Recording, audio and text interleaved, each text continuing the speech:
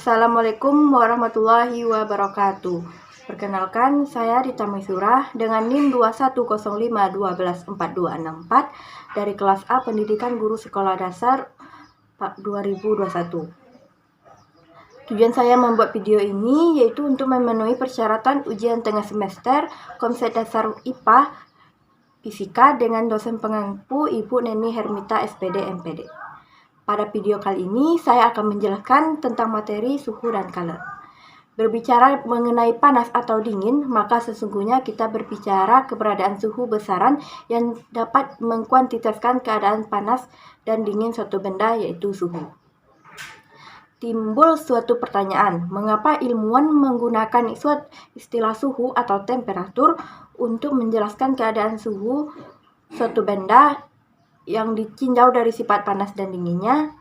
Hal ini didasari adanya perbedaan pengertian atau persepsi orang mengenai sifat panas dan dingin suatu benda.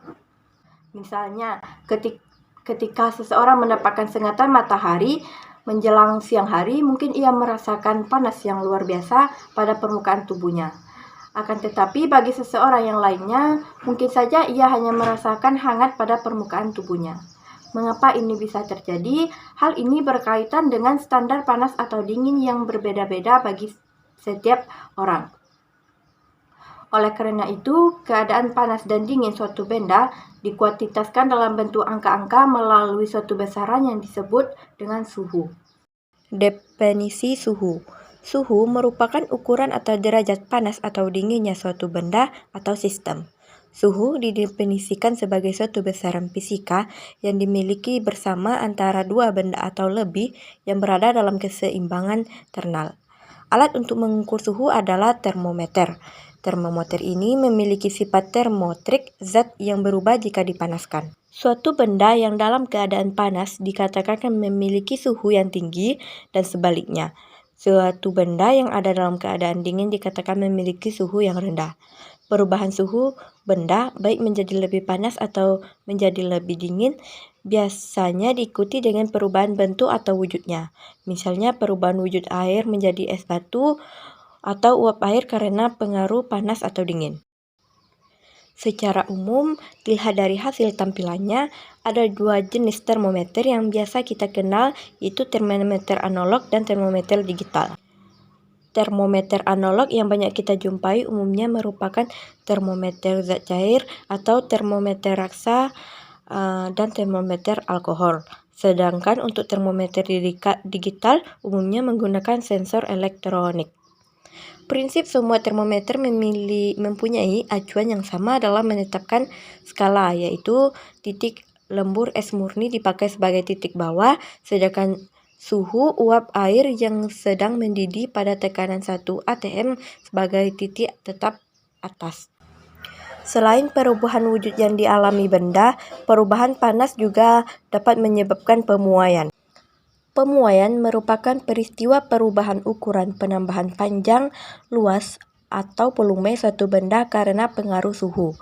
Pemuaian pada zat padat bisa berupa pemuaian panjang, pemuaian luas, maupun pemuaian volume. Pemuaian pada zat cair pemuaian pada zat gas hanya terjadi pemuaian volume. Dalam kehidupan sehari-hari, pasti sudah tidak asing dengan energi panas atau energi kalor, seperti memasak atau memanaskan sesuatu. Nah, saat itulah terjadi perubahan suhu benda di mana kalor telah bekerja. Kalor adalah salah satu bentuk energi yang berpindah dari benda bersuhu tinggi ke benda bersuhu rendah. Kalor didefinisikan juga sebagai energi panas yang dimiliki oleh suatu zat. Kalor secara alami akan berpindah dari benda yang bersuhu tinggi ke benda yang bersuhu lebih rendah, sehingga bersifat cenderung menyamankan suhu kedua benda jika saling bertemu atau bersentuhan. Jika suhu suatu benda itu tinggi, maka kalor yang dikandungnya pun sangat besar. Sebaliknya, jika suhu benda rendah, maka kalor pun sedikit. Jadi dapat disimpulkan bahwa besar kecilnya kalor yang ada pada benda atau zat menyesuaikan dengan 3 faktor, yakni massa zat, jenis zat atau kalor jenis, dan perubahan suhu. Untuk mendeteksi adanya kalor yang dimiliki oleh satu benda umumnya dilakukan dengan mengukur suhu benda tersebut. Satuan dari kalor adalah kalori, di mana 1 kalori adalah energi yang dibutuhkan untuk menaikkan suhu 1 gram air sebesar 1 derajat Celcius. Kalor bisa menaikkan atau menurunkan suhu. Jadi, semakin besar kenaikan suhu, kalor yang diterima pun semakin banyak. Sebaliknya, kenaikan suhu yang kecil akan membuat kalor yang diterima juga sedikit.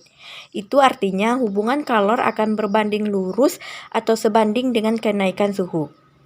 Jika massa dan kalor jenis zat, suhu benda itu tetap. Itulah tadi penjelasan materi tentang suhu dan kalor. Semoga dengan video ini bisa membantu kita semua. Saya mohon pamit undur diri.